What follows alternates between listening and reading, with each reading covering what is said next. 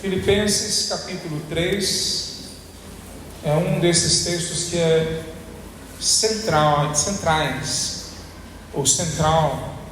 para a gente entender na nossa caminhada, na nossa vida. Eu queria falar hoje, o título que eu coloquei é Vivamos o que já alcançamos. Se nós já fomos alcançados, se nós já alcançamos o entendimento da fé, do que Deus pede de nós, do que Ele fez em nós, então vamos começar a partir daí. A gente não precisa se colocar na pele necessariamente de alguém que está à nossa frente em termos de maturidade, que conhece mais a palavra de Deus do que a gente. A gente pode começar da onde Deus já trabalhou, construiu, o que Ele já fez em nossas vidas. Mas não fazer isso é um erro grave que a gente comete contra a nossa própria vida. Veja, muitos pensam que a maturidade vem com a idade. Quanto mais cabelos brancos, mais maduros nós somos. Muitos pensam que a maturidade vem com a experiência. Quanto mais experiência nós temos, mais maduros nós somos. Talvez não tenha nada mais falso do que essa afirmação. E a gente está vendo isso mais do que nunca. Nunca tantas pessoas acima de 30, 40 anos de idade se comportaram tão parecidos com adolescentes imaturos, que ficam com raiva por qualquer motivo, que decidem sem menor impressão de que vão ter que prestar conta daquilo que estão decidindo, que cambaleiam nas suas emoções por qualquer situação que mude na frente deles, que não conseguem se manter firmes. Nunca nós tivemos tantas pessoas idosas já que se comportam como meros adolescentes. Quando a gente olha para outros países, às vezes é mais fácil a gente ver essa situação. Na China, onde eu morei, a gente tem esse contexto lá de um país e de um povo que cuida dos idosos. Mas nos últimos anos, nas últimas décadas, na verdade, por causa da política do um filho só podia ter um filho cada família, eles começaram a transformar a criança num reizinho dentro de casa. Mas o que levou a acontecer? Os avós, quando os filhos tinham os seus filhos, eram trazidos para dentro de casa pelos filhos para cuidarem dos netos. E agora, com isso, os pais ficavam livres para viver a vida sem o peso da responsabilidade de cuidar das suas crianças, porque os avós agora iriam cuidar. Então, os pais, com 20, 30, 40 anos de idade, viviam, ou vivem nesse momento na China, como se não tivesse nenhum peso com crianças, porque os seus pais, os avós, vão cuidar das crianças. Por outro lado, os avós que vêm para a casa dos filhos têm uma aposentadoria, não precisam trabalhar. Muitas vezes, com 40 e poucos anos, 50 anos de idade, uma pessoa se aposenta dessa forma. Vai para a casa do filho, porque ele vai cuidar dos netos. E tudo isso cria um duplo resultado na vida dessas crianças. Se sentem reizinhos e rainhas, mas se sentem ao mesmo tempo não amados, não valorizados, não são tão importantes assim, porque os pais não acham que tem que gastar tempo com eles, e ao mesmo tempo olham para os avós que cuidam deles e tratam eles como reizinhos, mas que não são reizinhos nada, porque no final das contas, boa parte dos avós estão cuidando deles porque ganham com isso uma aposentadoria certa. Eu sei que olhar para a cultura do outro é mais fácil, né? É bem mais fácil resolver o problema do outro, da casa do outro, da família do outro. Resolve fácil essa situação lá, só a gente mudar uma peça aqui e outra ali. E como é que a gente muda na nossa cultura? Onde os nossos filhos têm crescido cada vez mais imaturos, chegam com 18 anos de idade, ainda são crianças, vão casar e ainda não sabem tomar decisões como adultos. E o que a gente fala sobre cristãos? Num país de maioria cristã, numa cidade de maioria de cristãos, que continuam vivendo de forma tão imatura, que muitas vezes parecem mais inimigos da cruz de Cristo. Não sei se vocês entenderam o contexto, mas é mais ou menos isso que está acontecendo. Paulo fala: eu falei com vocês várias vezes, eu conversei com muitos de vocês várias vezes, E com lágrimas nos olhos eu preciso reconhecer que muitos de vocês ainda têm um comportamento, uma atitude que demonstra que são inimigos da cruz de Cristo Jesus. Veja, quando a gente olha para isso, certamente tem respostas profundas e muitas vezes difíceis para a gente lidar a partir da palavra de Deus, do que Ele quer fazer em nós. Mas também tem, graças a Deus, uma resposta ou respostas que são simples. Elas nem sempre são tão fáceis, mas são simples. Parece que esse texto está apontando nessa direção. Ele está falando: já foi feita alguma coisa em sua vida. E eu não estou falando para quem não é cristão, estou falando para aqueles que já foram tocados pela graça. Algo já aconteceu no seu coração. Então, se já aconteceu no seu coração, comece a partir daí. É interessante que Paulo começa esse capítulo da mesma forma que ele começa outros parágrafos antes, citando a alegria. Ele fala: alegre-se no Senhor. Então ele começa dizendo em um texto, em um tema muito difícil, dizendo: nós podemos ser felizes mesmo assim, nós podemos ser alegres mesmo assim. Se a gente olha as outras vezes que ele cita isso, ainda no capítulo 1, e só para lembrar os irmãos, aqueles que já sabem ou aqueles que não sabem ainda, deixar claro para vocês, Paulo não está escrevendo do escritório dele, ele não está escrevendo de um prédio da igreja onde ele pastoreia, ele não está escrevendo da faculdade onde ele dá aula, ou do escritório que ele construiu, da sua agência missionária. Ele está escrevendo para os irmãos de Filipos dentro de uma cadeia, um subsolo escuro, fedido, úmido, que se não tiver alguém de fora para trazer cobertor, comida, ele certamente morreria dias depois de ser colocado ali embaixo, porque para o Império Romano o prisioneiro não tinha nenhum benefício, ele era só jogado na cadeia. Então Paulo está escrevendo de dentro desse local, falando vez após vez: alegrem-se no Senhor, alegrem-se no Senhor. E o objeto, só para lembrar no português, para aqueles que não são muito bons de português, o objeto da alegria é o Senhor. O objeto da alegria não é a situação na frente deles. O objeto da alegria não são outras pessoas que podem estar interagindo com Paulo. Paulo está falando: alegrem-se no Senhor. Se a gente olha de fato os textos anteriores, Paulo fala: eu me alegrei quando vi o que o Senhor fez na vida de vocês. Eu sou alegre, eu sou feliz quando eu sofro por causa de vocês, para que Cristo seja formado em vocês. O que Paulo está dizendo com a alegria nesse texto, que é o tema principal do livro de Filipenses, o que ele está dizendo é: a alegria seja no Senhor, seja no que o Senhor faz para mudar a minha vida, ou para me atrair até Ele, eu tenho que me alegrar nisso. E por isso ele começa esse texto dizendo: eu me alegro no Senhor, mesmo tendo que dizer uma mensagem tão dura para vocês, porque isso atrai a minha vida para o Senhor, como a gente acabou de cantar. Atrai-me para Ti, Senhor. Qual que é o tema principal, ou qual que é a verdade principal nesse texto? O cristão verdadeiro vive de acordo com o que Cristo já fez em sua vida, esperando e buscando pelo dia em que conquistará a perfeição para a qual Cristo o conquistou. Parece redundante, né? Esperando e trabalhando pela perfeição que Cristo já conquistou. Quer dizer, ele vai agora, cristão verdadeiro, é impactado mesmo que seja pequeno, mas para aquele fogo, para aquele início que já aconteceu na vida dele. Então, se não há isso em você, antes da gente continuar, eu queria fazer esse apelo à sua vida. Preste atenção agora no seu coração. Há muitas verdades racionais que eu poderia te apresentar, assim como há muitas mentiras sendo contadas na academia, sendo contadas na política, sendo contadas em outras religiões, e as pessoas acreditam de qualquer forma. Mas o que é principal não são as verdades ou mentiras que eu poderia dar para você sobre ciência, sobre filosofia, sobre arqueologia, sobre o que for.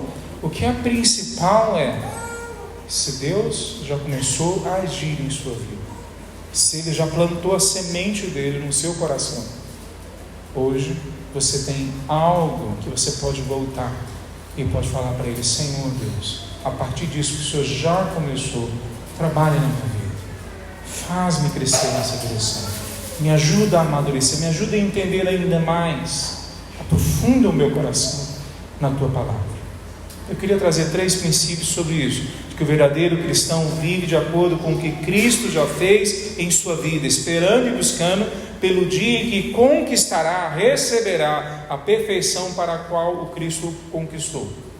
3 verdades que eu queria falar sobre isso. A primeira verdade é que a gente precisa cuidar para que o nosso passado sem Cristo não seja o que nos defina hoje. A gente precisa tomar cuidado para que aquele tempo que a gente passou longe da graça de Deus não seja mais uma vez o que hoje define o jeito que a gente pensa, o jeito que a gente toma as decisões, o jeito que a gente caminha na vida. Veja, como é que Paulo mostra isso? Ele repete 3 vezes no versículo 2, por exemplo, ele fala assim: cuidado com os cães. Aqui na minha versão não aparece a palavra 3 vezes, aparece a expressão 3 vezes, mas no grego que foi escrito esse texto, ele fala: cuidado com os cães, cuidado com os que praticam o mal, cuidado com aqueles que exigem a circuncisão. Então eu vou explicar um pouquinho sobre isso, mas veja, Paulo está usando essa palavra cão, talvez não no jeito que nós usaríamos aqui, hoje, no nosso tempo. Ele está usando do jeito que no Antigo Testamento foi usado e que próprio Cristo Jesus usou. No Salmo 22, versículo 16, por exemplo, a gente pode ler esse texto inclusive. Salmo 22, versículo 16.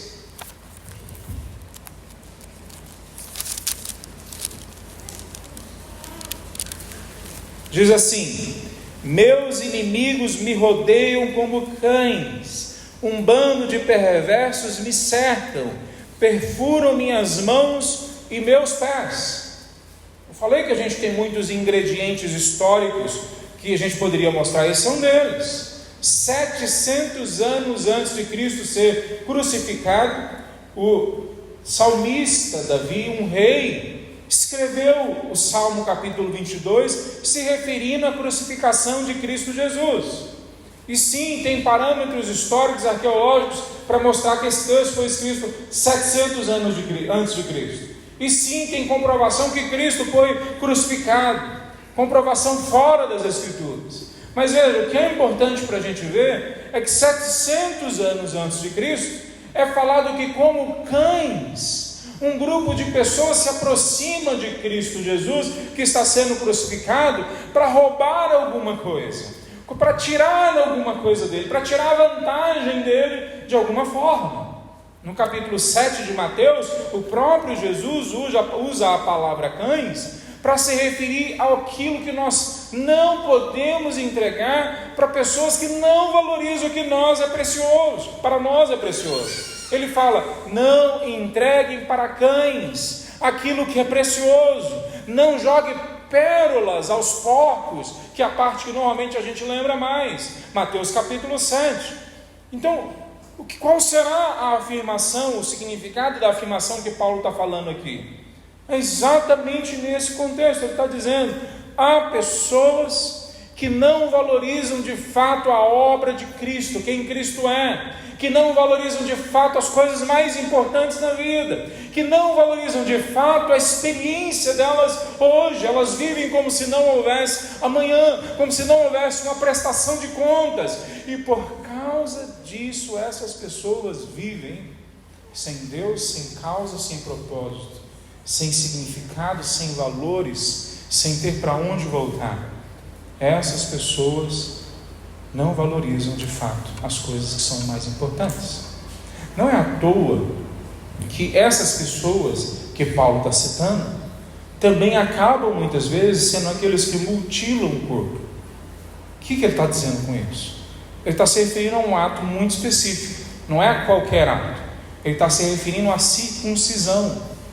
Lá em Gênesis capítulo 17, muito antes da lei ser entregue, é entregue um sinal por Deus de que nós temos um pacto de sangue com Ele, que Ele vai proteger a gente, que Ele vai cuidar da gente, que Ele vai caminhar com a gente e com a nossa família. E esse pacto é colocado no corpo do homem, a circuncisão.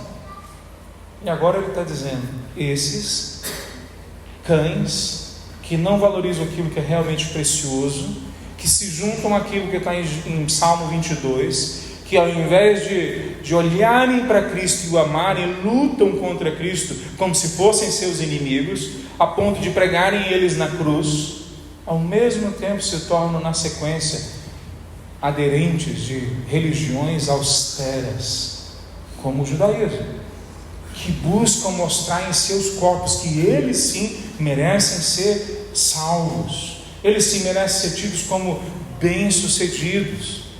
Paulo está dizendo: tome cuidado com essas pessoas, porque elas não estão só lá fora, elas estão também aqui dentro da nossa igreja, dentro da nossa casa, e muitas vezes dentro do nosso coração.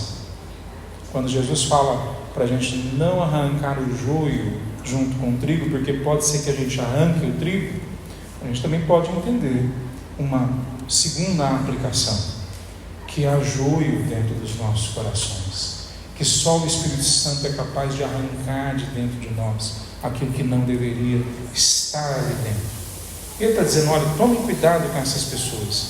Qual que é a característica delas? Elas são pessoas que exigem que seja feito um processo austero religioso, são pessoas que praticam o mal, isso define eles, são pessoas que se colocam como inimigas de Cristo Jesus.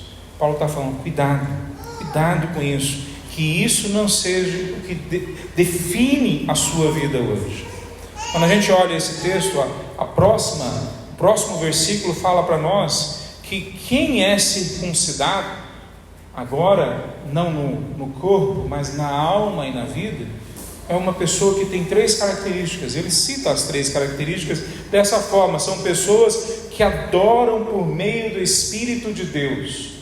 Ao invés de você ser uma pessoa que abraça uma religião austera, ou que abraça princípios e conceitos que vão contra Cristo, ele fala: seja verdadeiramente um filho de Deus, entregue a sua vida para Ele. Qual que é a característica desse verdadeiro cristão?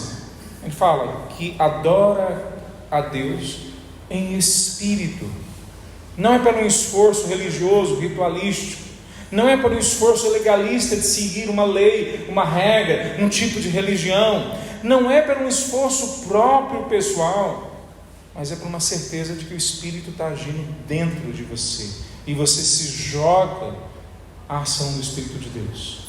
Ele fala mais no versículo 3 e fala que alegrem-se, essas pessoas se alegram no que Cristo fez. Em outras versões diz que eles se gloriam na obra de Cristo Jesus. Nós nunca vimos, creio eu, na história, tantos cristãos professos que se gloriam mais no que sua denominação fez, que se gloriam mais no que seus astros da fé fizeram, que se gloriam mais na sua capacidade de produzir algum evento, algum show, alguma coisa com holofote, do que em Cristo Jesus. Foi colocado na Netflix recente um sermão de um jovem pastor aqui no Brasil. E para poder falar hoje com autoridade, eu vi o vídeo todo, clamando a misericórdia de Deus sobre a vida daquele jovem, que me parece ser sincero e verdadeiro cristão, mas faz um desserviço para a fé, quando tudo que ele fala e tudo que ele faz, e o ambiente onde ele está, tudo se resume a trazer glória para homens, do jeito que homens sabem dar glória. Ele age como o mundo, na maneira do mundo, trazendo glória para si e para as pessoas em volta dele. Isso não é muito diferente do que a maioria dos religiosos, inclusive pastores, tem feito hoje. Ele está falando nesse texto para nós: não vai nessa direção, não vai te ajudar, porque o verdadeiro cristão não se gloria nos holofotes, não se gloria na capacidade, nem na intelectualidade, nem na prática que ele possa ter musical, qualquer que seja. Ele não se gloria nem no seu caráter, nem na sua ética, nem na sua moral. O verdadeiro cristão se gloria na obra de Cristo Jesus. Se não fora o Senhor, nós já teríamos sido consumidos. É a verdade que o povo de Israel cantou por séculos, e ainda é a mesma verdade que nós devemos cantar agora. Se não fora o Senhor, se não é o Senhor. Ele termina falando aqui no 3, que eles não colocam a sua confiança nos esforços humanos. E aí ele dá o próprio exemplo dele. Se fosse para depender dos esforços humanos, aí ele fala, eu seria o melhor exemplo do que vocês. Será que Paulo está sendo uma pessoa que distorce a realidade?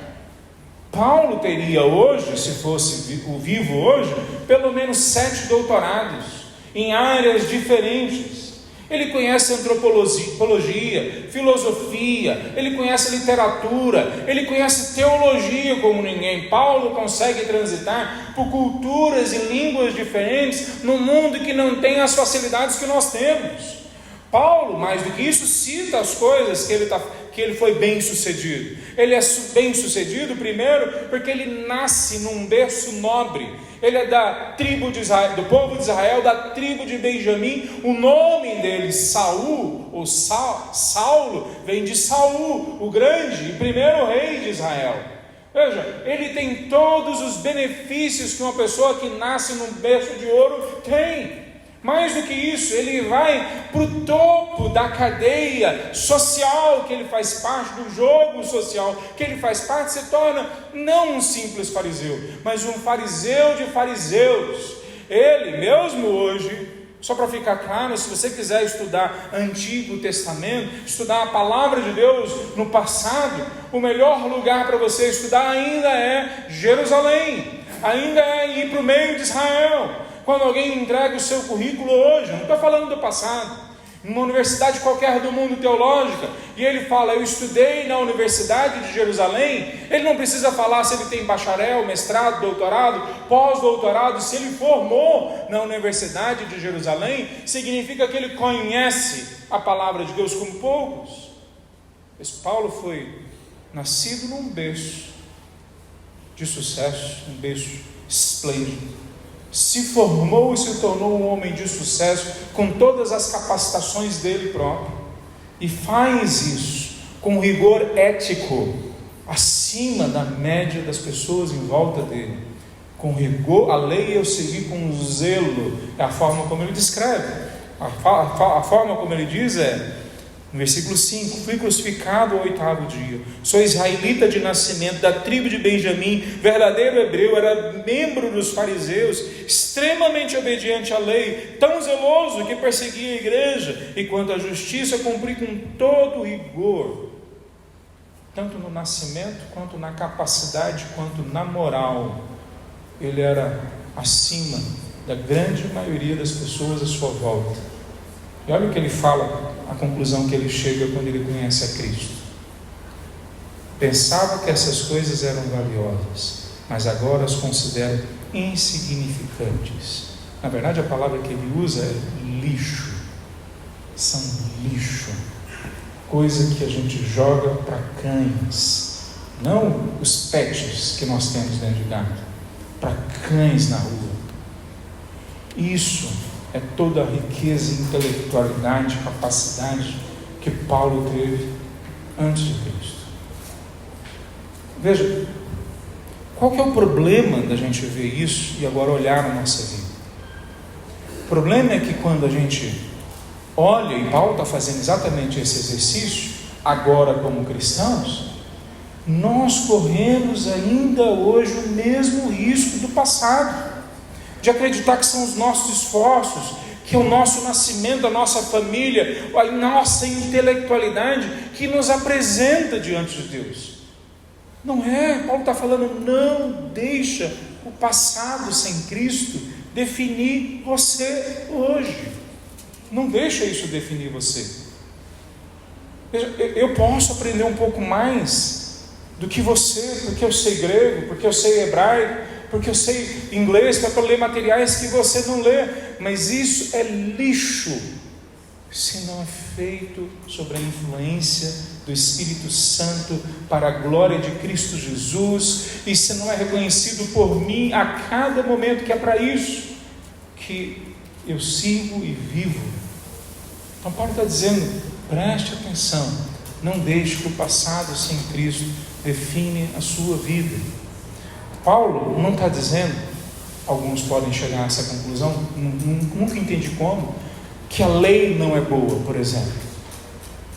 Ele está dizendo aqui para nós, não que a lei, ele fala na sequência, não conto mais com minha própria justiça, versículo 9, que vem da obediência à lei, mas sim com a justiça que vem pela fé em Cristo, pois é com base na fé que Deus nos declara justos.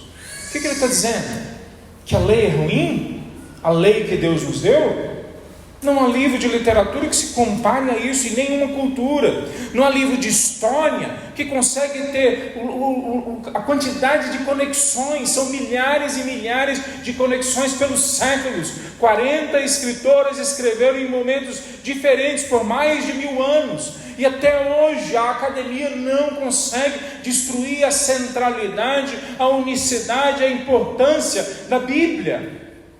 Paulo não está dizendo que isso tudo não é importante, que agora é só uma experiência individualizada, emocional, de entregar a Cristo. Não, ele está dizendo a lei de Deus é importante, a palavra de Deus é importante, mas eu achar que decorá-la, colocá-la em prática, tudo com base na minha força, é o que me leva para diante de Deus, é um outro erro que eu cometo. O que ele está dizendo basicamente é, se você fizer as coisas totalmente sem prestar atenção em Deus, pecando, sem levar em consideração nada, sem levar muitas vezes até em consideração a sociedade, roubando, matando, se você fizer isso, e se você servir a Deus, mas sem depender de Deus, sem depender do Espírito, no final das contas é a mesma coisa.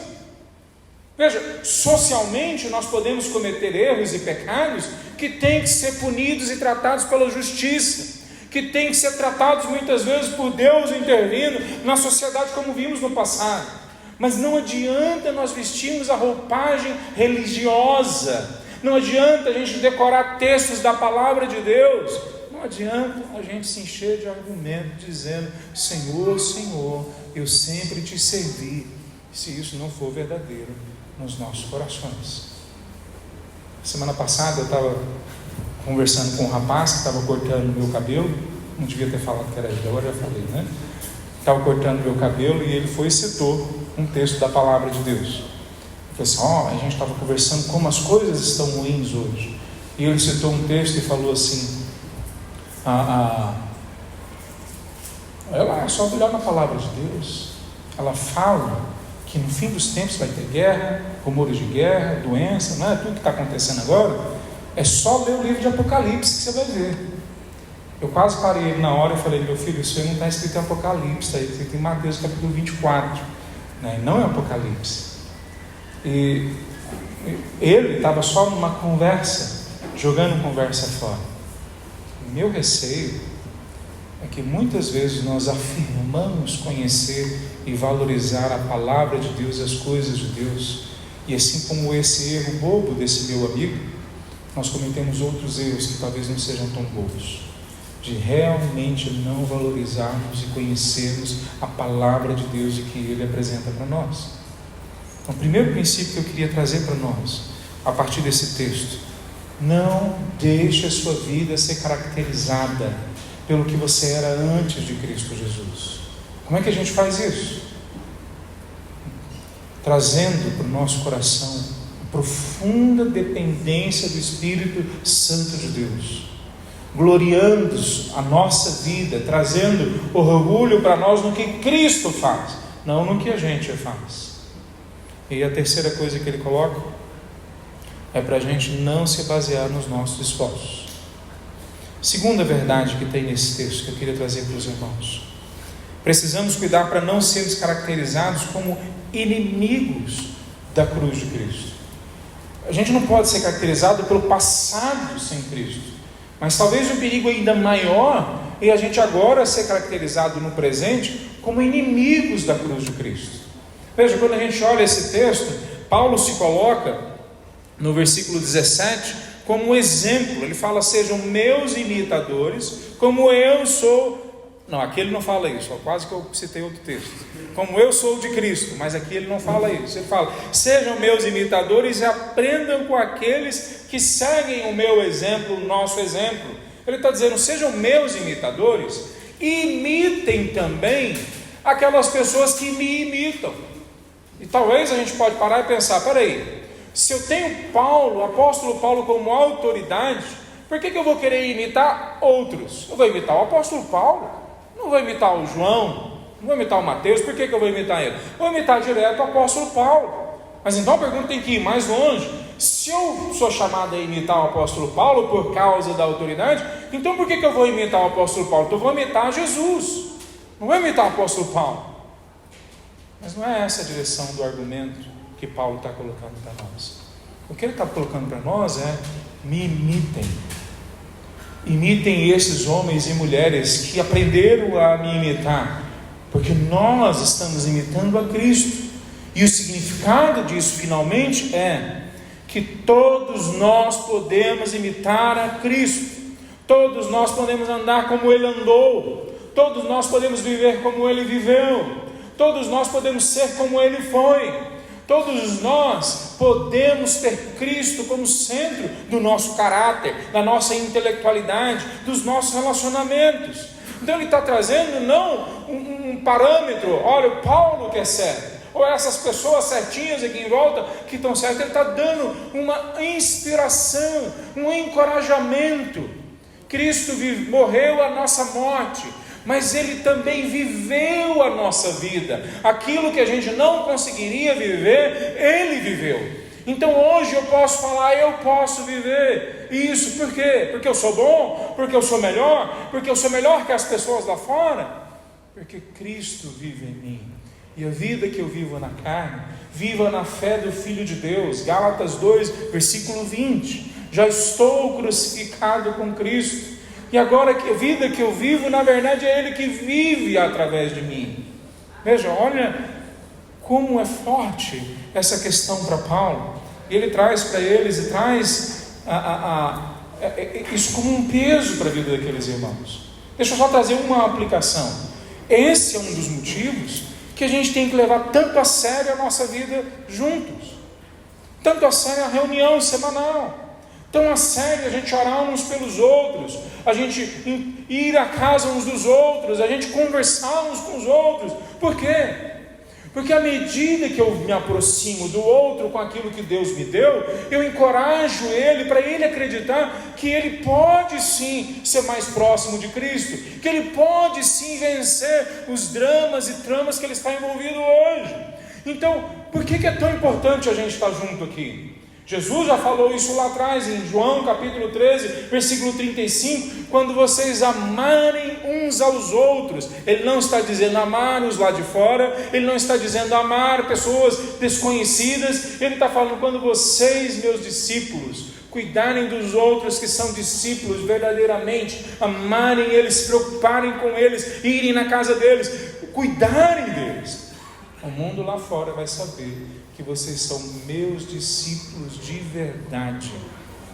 Há outros textos, eu já falei isso, que fala do cuidado do pobre, da viúva, do cuidado do necessitado. Mas o centro de João 13:35, eu creio que é a mesma direção que Paulo está indo aqui, é cuidar do meu irmão que está do meu lado. Se eu não cuido dos que são da minha família, eu sou pior do que aquele que nem é cristão, que nem conhece a Cristo Jesus. Então como é que a gente cuida? Nesse texto Paulo está falando: sejam imitadores de Cristo Jesus, sejam meus imitadores. Mas aí nesse momento Paulo fala desse sofrimento a mais que ele carrega na vida dele. Versículo 18 em diante, ele fala assim: como lhe disse muitas vezes, digo novamente, com lágrimas nos olhos. Não é um tema fácil para ele, e ele já falou no versículo 1 que ele faz isso, mesmo com lágrimas, alegre. em Cristo Jesus. Porque isso também pode empurrar ele e todos nós de volta para Cristo Jesus. Mas não deixa de ser dolorido. E qual que é o assunto, o sofrer que Paulo está passando nesse texto? Olha qual que é o sofrer que ele está passando. Há muitos cuja conduta mostra que são, na verdade, inimigos da cruz. E ele falou antes, eu falei muitas vezes, e agora falo de novo com lágrimas. Há muitos dentro da igreja que caminharam com a gente, que a gente explicou a palavra, que a gente orou, que milagres aconteceram, que a vida mudou, que o relacionamento transformou, que o casamento foi restaurado, muitos que receberam da graça de uma forma que é maravilhosa. Mesmo assim, a conduta deles parece que eles são inimigos de Cristo. O mesmo tema que ele falou no versículo 3, quando ele fala que a característica do verdadeiro cristão é que ele traz glória a Cristo Jesus. Meus irmãos, não tem como eu trazer glória a Cristo Jesus se eu não valorizo a palavra de Cristo Jesus, se eu não valorizo a missão de Cristo Jesus, se eu não valorizo o povo de Cristo Jesus, se eu não valorizo o gastar o tempo, a voz, a mente, trazendo louvor a Deus através da minha vida. E ele está falando, olha, há entre vocês pessoas que estão longe de Cristo Jesus. E essas pessoas, ele não fala isso de forma ácida, não é isso. Ele não está falando isso de forma, trazendo julgamento sobre ele, não é, ele está chorando. Ele não queria que fosse assim. Vamos ler de novo a partir do versículo 19, ele diz assim, não, eu vou ler o 18. Como lhes disse muitas vezes, eu digo novamente com lágrimas nos olhos, há muitos cuja conduta mostra que são, na verdade, inimigos da cruz de Cristo, estão rumando para a destruição. Quem são essas pessoas? Ele já falou um pouco delas antes, mas olha como ele descreve essas pessoas. O Deus deles é seu próprio apetite. O texto no grego diz, o estômago deles manda na vida deles. O que eles querem comer, não tem ninguém que os pare. Quem coloca o objetivo para eles não é um processo racional, não é um processo que faz sentido. O que eles querem, vindo desses apetites, é o que eles colocam na mesa, é o que eles colocam na agenda da segunda-feira, é o que eles definem como propósito ou significado na vida deles. O apetite deles é o que define quem eles são, e não a vontade de Deus, significados mais profundos, coisas preciosas de verdade. Ele fala mais sobre essas pessoas. Olha, elas têm um apetite que domina a vida delas. Tudo que nos domina nos torna seus escravos. Eu ia entrar no próximo, mas deixa eu só comentar isso com você. Se café domina você, então café é o seu senhor. Sabe qual o problema do um café ser o seu senhor? Não é da medicina necessariamente. É que se o café, essa bebida pequena, fácil da gente deixar de lado, se torna o seu senhor, o que mais não pode ser o seu senhor? Se a Coca-Cola é o seu senhor, porque você não consegue comer um prato de comida sem beber Coca-Cola, e só para ficar claro, hoje faz 14 dias que eu não bebo Coca-Cola, para poder pregar esse sermão, né? Se a Coca-Cola é que domina você, e sinceramente eu não estou tão preocupado com a Coca-Cola, eu estou preocupado o seguinte: se a Coca-Cola, essa bebida doce, consegue dominar a sua vida, o que mais não consegue dominar você? Quais são as outras coisas que te aprisionam? Aí Paulo continua, além de ter a vida voltada pelos seus próprios apetites, eles se vangloriam, eles contam a vantagem de coisas que são vergonhosas, de coisas que são sujas, de coisas que são idiotas. Eles se vangloriam disso. Veja, isso parece que está distante, mas não é. Se como você tem amigos que gostam de beber até cair, você sabe o que eu estou dizendo. Ontem eu bebi até cair, eu e os meus amigos nós bebemos uns 10 engradados de cerveja. Você não conhece gente assim? Se como eu, você conhece pessoas que quando arranja uma nova namorada, uma nova amante, traz, não para todo mundo ouvir, mas para algumas pessoas do ciclo dela, fala: eu sou um conquistador mesmo, olha o que eu conquistei. Se como eu, você é a pessoa que conhece mulheres que se vangloriam de dominar e de manipular os seus maridos, então você sabe que isso acontece na nossa casa, em volta da gente, nos nossos relacionamentos. E talvez tenha acontecido em você, se vangloriando de coisas que mostram que você é esperto, melhor do que outros, que você é safo. Aliás, essa expressão que vem de São Paulo, né? Safo, por si já é horrível, ela vem de safado. E o cara lá em São Paulo fala: a gente tem que ser safo. Nem sei se é usado aqui em Goiás, né? A gente fica dando uma de migué, isso a gente usa aqui, né? Meus irmãos, qualquer coisa que a gente se vangloria, que não possa ser exposta diante da luz, diante da presença de Deus, é comportamento de pessoas que se colocaram como inimigos da cruz de Cristo. Não é pouca coisa. Aí ele fala uma terceira característica dessas pessoas, que elas têm um mindset. A palavra mais usada hoje eu não conheço na internet. Mindset nas coisas terrenas. A mente delas é baseada só nesse espaço temporal que nós temos agora, só para hoje e para agora, nas coisas que nos fazem nos sentir melhor, ter mais dinheiro e mais sucesso. Só o que vale são a quantidade de ganhos que eu tenho com o investimento menor possível que eu faço. Só o que vale é a minha vida até aqui, depois daqui não tem importância. Ele está falando: há um conjunto de pessoas, mesmo dentre vocês na igreja, que a mente delas, a mentalidade delas, não consegue pensar sobre a eternidade. Pessoas que o estômago é que define os princípios e valores dela, que se vangloriam de coisas vergonhosas e que só pensam na vida terrena, são exatamente essas pessoas que Paulo está colocando como inimigos da cruz de Cristo. Exatamente o tipo de mentalidade, essa tripla mentalidade que ele está colocando, é a mentalidade dos judeus e do Império Romano, dos soldados do Império Romano que crucificaram a Cristo. Então hoje nós olhamos para trás e pensamos: se eu estivesse lá, eu não crucificava Cristo Jesus. Mas se você alimenta essa mentalidade, é a mesma mentalidade.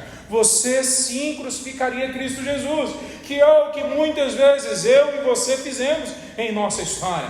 Porque o que ele está dizendo para nós é: se não há uma nova mentalidade do céu, então há uma mentalidade velha do inferno. Ele está dizendo para nós: se não tem algo transformado em você, significa que o que está em você ainda é podre, ainda precisa do toque de Deus na sua vida. Veja, o que ele está dizendo para nós é que o verdadeiro cristão precisa prestar atenção se a mentalidade que ele está abraçando não o torna parecido demais com aqueles que se levantam contra Cristo Jesus. Deixa eu fazer uma última aplicação disso aqui para vocês. A gente viu desde a segunda eleição para trás, a eleição do Bolsonaro e depois agora a eleição do Lula, a igreja se dividiu em dois grandes grupos, direita e esquerda. A maior parte da igreja aparentemente está na direita, uma outra parte está na esquerda. Os dois grupos abraçaram ideologias. Eu queria fazer um clamor para você agora. Se isso foi o seu caso, nós estamos de novo no ano de eleição. Se arrependa do seu pecado agora e jogue isso aos pés da cruz e fala: Senhor, me perdoe, porque eu abracei ideologias de direita ou de esquerda, todas vêm do inferno. Não há ideologia lá fora que possa se colocar junto da cruz de Cristo. Como é que é a proposta da cruz de Cristo para nós? Sim, eu tenho que ir lá fora e viver a política, a sociedade. Eu tenho que colocar pessoas eleitas lá. Então eu tenho que sim me importar com o voto. Eu tenho que me importar como que eu faço as escolhas. Mas as escolhas que eu faço como cristão nunca podem se equiparar a uma ideologia terrena. Eu tenho que avaliar fatos com base na palavra de Deus. Eu não posso avaliar fatos e aí construir uma história, uma narrativa a partir da ideologia que eu abracei. Isso é pecado diante de Deus. O que eu posso é avaliar fatos. Uma pessoa é boa ou ruim para ser prefeito de Goiânia, não é porque ela é pastor, que é o caso do nosso prefeito hoje, porque não adianta ser pastor e seguir coisas que levam os outros para o inferno, para a miséria, para a desgraça. O que nós precisamos fazer é eleger pessoas, eleger mentalidades que não têm a ver com ideologias, tem a ver com parâmetro bíblico. Há sim necessidade de muitas vezes nós fecharmos na hora da eleição com um grupo que se parece mais com aquilo que nós defendemos, mas nunca com a ideologia desse grupo. Então há pessoas de esquerda aqui na igreja. Olha, avaliem a sua posição, não pela ideologia de esquerda, avaliem a sua posição com base nos fatos que te apresentam, e se a palavra de Deus te apoia a adotar aqueles fatos. Se eu abraço a ideologia de esquerda, e sem questionar, eu abraço o aborto de crianças, o assassinato de crianças, eu abraço a ditadura que matou mais de 100 milhões de pessoas na Ásia e em vários países da América Latina. Se eu abraço a esquerda como ideologia sem questionar, eu peco contra o povo de Deus que está sendo perseguido pelo comunismo há décadas. Se eu abraço a ideologia da direita, eu abraço e tenho que abraçar a lógica do que bandido bom é bandido morto, a lógica do capitalismo selvagem que passa como rolo compressor em cima daqueles que não têm oportunidade. Então abraçar a ideologia de direita sem levar em consideração o Evangelho, o que o Evangelho diz sobre isso, é pecado. Eu não posso fazer isso. O que eu tenho que fazer é qualquer mentalidade que me torne parecido com pessoas que se levantam contra a cruz, eu nego essa mentalidade. Falo, isso não, isso não. A gente deveria ter deixado de ser ingênuo como igreja evangélica há muitos anos. Falando só do Brasil agora. Quantas vezes nós fomos enganados por políticos de esquerda e de direita? Quantas vezes? Eu sei que talvez a nossa memória é curta e muitos de vocês talvez não vão lembrar, mas eu lembro quando pela primeira vez o Lula foi eleito. Eu lembro o que foi dito lá atrás. Eu fui convidado para ser o diretor executivo, agora esqueci o nome da organização, uma organização progressista evangélica, porque eu cuidava de projetos sociais na época. Logo aquela organização se tornou um veículo de propaganda ideológica contrária ao próprio cristianismo que na hora eles estavam convidando para fazer parte. E da direita? Vocês não se lembram? Bush entrando dentro do Iraque, uma mentira de que tinha achado algumas coisas ali que tinham sido destruídas, era mentira. Eu lembro direitinho como se fosse hoje. 3 grandes ícones da direita americana, pastores, foram para a televisão e falavam: isso é uma guerra justa. Pois esses 3 não foram para a televisão depois pedir perdão por ter falado que era uma guerra santa, uma guerra justa, em nome da palavra de Deus. 3 homens que provavelmente todos nós aqui admiraríamos. Nós deveríamos ter aprendido como igreja que não há mentalidade produzida pela sociedade humana que pode se comparar com a proposta bíblica para nós. Então veja, cuidado com o que você abraça, para que você não seja levado a ser parecido demais com aqueles que são inimigos da cruz de Cristo. Terceiro princípio, e eu vou caminhar rápido nesse princípio. Precisamos cuidar para que a nossa experiência com Cristo seja verdadeira. Seja verdadeira, que ela seja real nas nossas vidas. No versículo 12 ele diz: não estou dizendo que já obtive tudo isso. O quê? No versículo 11 ele diz: eu quero conhecer a Cristo, experimentar o grande poder que o ressuscitou. Quem é que está falando isso? O apóstolo Paulo, no fim da vida dele. Depois de ter conquistado a plantação de igrejas em países, né? Porque não tinha países, em povos, culturas e línguas diferentes, de ter sofrido pelo Evangelho talvez mais do que qualquer outro apóstolo, ele depois disso tudo se tornou um herói da fé. Ele fala: eu ainda estou lutando para que isso se torne a verdade. E ele continua então no 12 dizendo: não é que eu obtive isso já, mas eu luto por isso, prossigo a fim de conquistar essa perfeição para o qual Cristo me conquistou. Deixa eu ler o 13 também. Não, meus irmãos, não alcancei, mas concentro todos os meus esforços nisso, não em ideologia, não em propostas sofisticadas de como apresentar que nós somos bem-sucedidos da fé, não em quaisquer outras propostas. Ele fala: esse é o local onde eu gasto todas as minhas fichas, esquecendo-me do passado, olhando para o que está adiante, prossigo para o fim da corrida, a fim de receber o prêmio celestial para o qual Deus nos chama em Cristo Jesus. Esse é o alvo dele. O alvo dele é que eu possa jogar fora tudo que eu já conquistei com os meus esforços, tudo que parece ser bom demais, mas que eu fiz foi com minha força. Eu jogo fora, não quero mais isso. Pode dar a impressão que Paulo está falando aquela velha mensagem: olha, não preste mais, não fique preso no passado, olhe para o futuro. Eu mesmo muitas vezes olhei esse texto em momentos de encorajamento para mim mesmo e falei: esquecendo-me das coisas que para trás ficaram, agora eu olho para frente, como se ele estivesse falando do passado. Eu deixo as coisas, mas eu olho para frente e busco ter esperança. Não é isso que ele está dizendo. Ele não está dizendo sobre passado e futuro nesses termos. O que ele está dizendo é: aquela vida antes de Cristo, eu esqueço ela, com todos os seus fracassos, com todos os seus sucessos. Eu chego diante da cruz e coloco todas as minhas falhas. Eu chego diante da cruz e coloco todas as minhas capacidades. Coloco tudo ali diante da cruz. E falo: Senhor, eu me esqueço tudo isso. E o que eu coloco agora diante de mim é Cristo Jesus, o alvo da minha vida. O alvo da minha vida último não é ser um pregador de sucesso, ser um empresário de sucesso, ser um grande homem ético e moral acima de outros. O alvo da minha vida é um e só um: conhecer a Jesus Cristo e o poder da ressurreição. Esse é o alvo da vida cristã. Eu sei que alguns podem se decepcionar, mas essa é a vida cristã. Se você pensou que o cristianismo é uma religião da vida boa, vem cá e você vai ter prosperidade.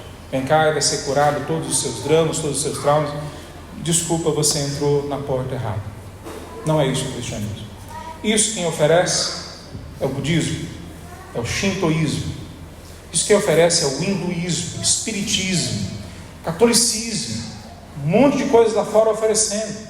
Ou, se você quiser ir para o outro lado, é o evolucionismo, é o cientificismo.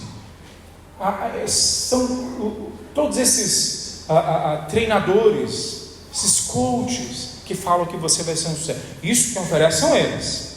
O cristianismo oferece para nós o seguinte: nós fracassamos e não há mais nada que a gente possa fazer nas nossas forças. Cristo venceu e eu agora posso então me dobrar diante dele e falar: Senhor, a tua justiça, a tua vontade. É claro que aqui alguns poderiam falar assim, como eu vi na China. A igreja chinesa, boa parte da igreja chinesa assumiu em algum momento, graças a Deus isso está ficando no passado, que como meu alvo agora é Cristo Jesus, então eu não tenho mais que trabalhar com afinco, eu não tenho mais que ter excelência no meu trabalho, eu não tenho mais que se tornar o melhor professor, o melhor aluno, o melhor profissional. Eu não preciso, porque agora o meu grande alvo é só Cristo. Quão errado as pessoas vão quando pensam assim. Em Colossenses capítulo 3, um comecinho, se não me engano, no versículo 2, ele fala: pensem nas coisas do alto. E se você ler no restante do texto, a lógica é: quanto mais eu penso nas coisas do alto, mais efetivo eu sou nas coisas do presente, do agora, do dia a dia. E Paulo está dizendo para nós isso: nós precisamos ter certeza de que a nossa experiência verdadeiramente com Cristo Jesus, não com a religião, não com a não religião também. São as duas grandes religiões que tem no mundo hoje. E se você nunca ouviu, deixa eu te explicar de novo. Só existem duas religiões no mundo, só duas. Não tem três, não tem quatro, não tem duas. Aqueles que acreditam que tem que seguir uma regra, e aqueles que não acreditam que não tem que seguir nada. Só existem essas duas. Esses dois tipos de mentalidade estão em tudo quanto é lugar, tudo quanto é religião. Até dentro do cristianismo histórico nós encontramos isso. Os legalistas e os liberais. O que Paulo está dizendo, joga tudo fora. Não é nem porque eu sigo a lei, e também não é não seguir a lei, é eu ter Cristo como centro. E se Ele é o centro, eu sou o melhor profissional, o melhor estudante, o melhor filho, o melhor pai. Eu escolho melhor os meus governantes, eu lido melhor com aqueles que foram escolhidos para o governo. Se Cristo é o principal, acima de tudo, eu tenho no meu coração a comprovação constante de que eu pertenço a Ele. Amém.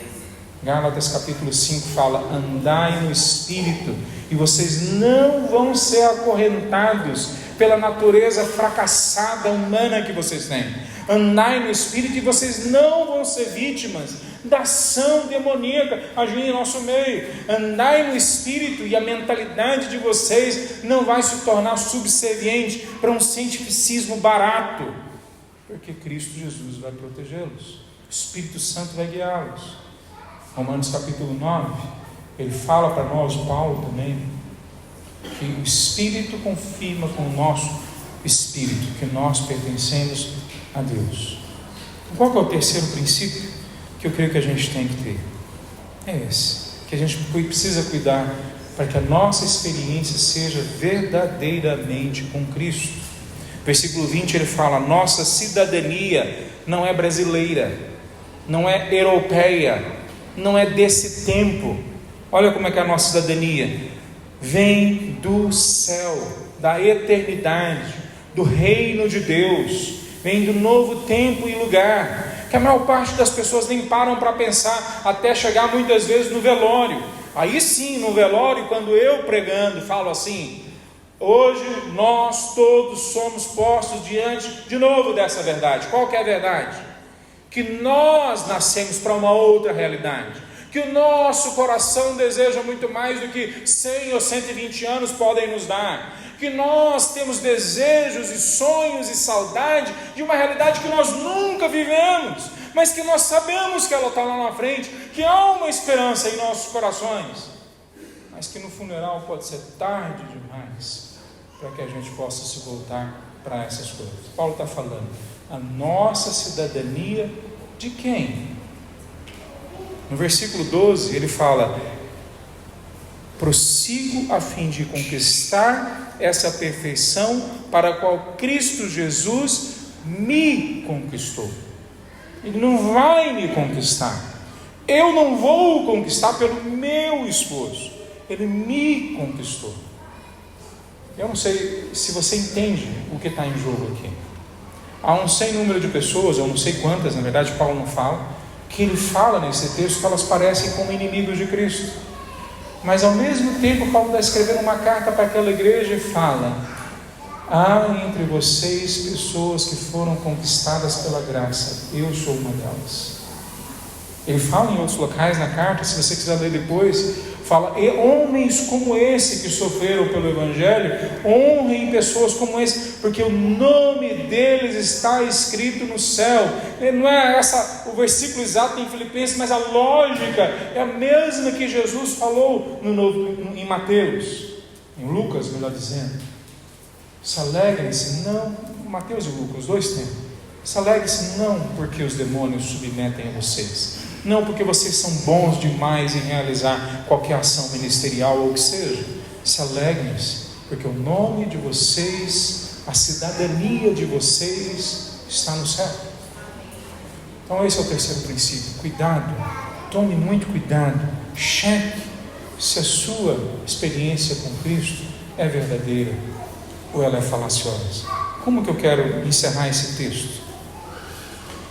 Ele deixa bem claro para nós no capítulo 2 do versículo 1 ao 11, se você quiser ler depois, que o que é imitar a Cristo Jesus. Então, imitar a Cristo Jesus não é o que está aqui no capítulo 2, tenho em vós a mesma atitude demonstrada em Cristo, que embora sendo Deus, não considerou ser igual a Deus fosse alguma coisa que devesse se apegar. Em vez disso, esvaziou a si mesmo, assumiu a posição de escravo e nasceu como ser humano. Quando veio em forma humana, humilhou-se e foi obediente até a morte, e morte de cruz. Por isso Deus o elevou à posição mais alta sobre tudo e todos. A escada do sucesso que Jesus caminha é para baixo. Não é muito parecido com a escada de sucesso de Paulo? Nascido israelita, nascido da tribo de Benjamim, conquistou tudo o que tinha para conquistar, mas em algum momento ele considerou tudo aquilo como lixo. Como que eu quero terminar? Você que já é cristão, que você olha para o seu coração e fala: Senhor, eu sei que o Senhor já começou a boa obra em minha vida.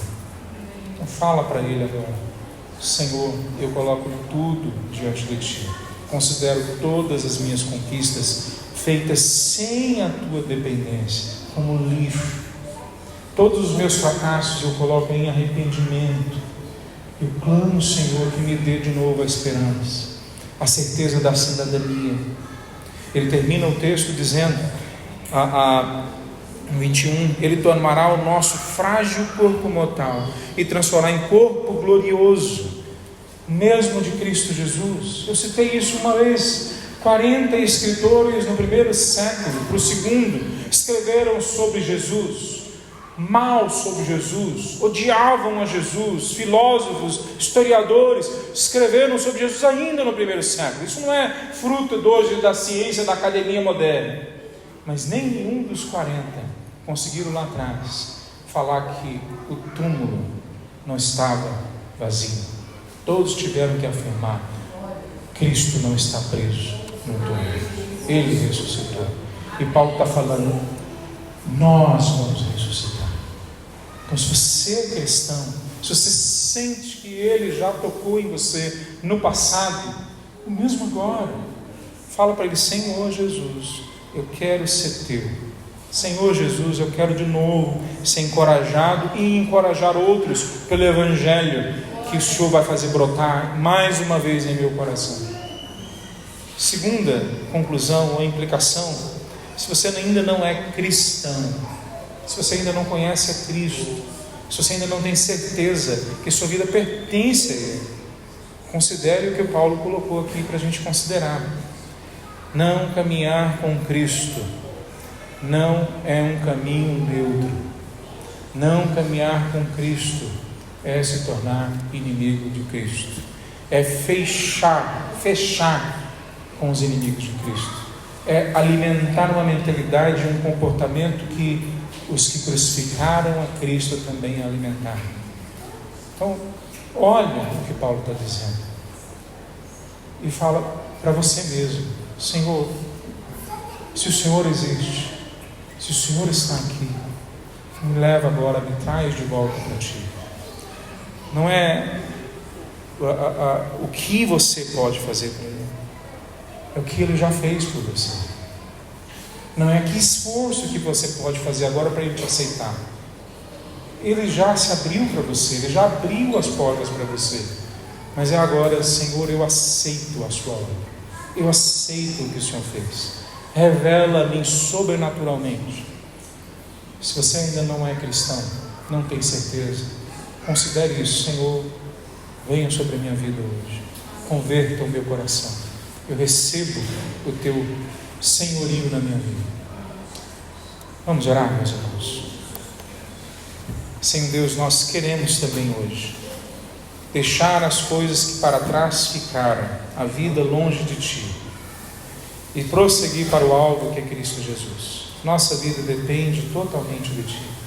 Pai, o apóstolo Paulo tão ricamente escreve as cartas dele, ou escreveu as cartas dele, e nós precisamos ardentemente, grandemente, da Tua ação em nossas mentes e corações.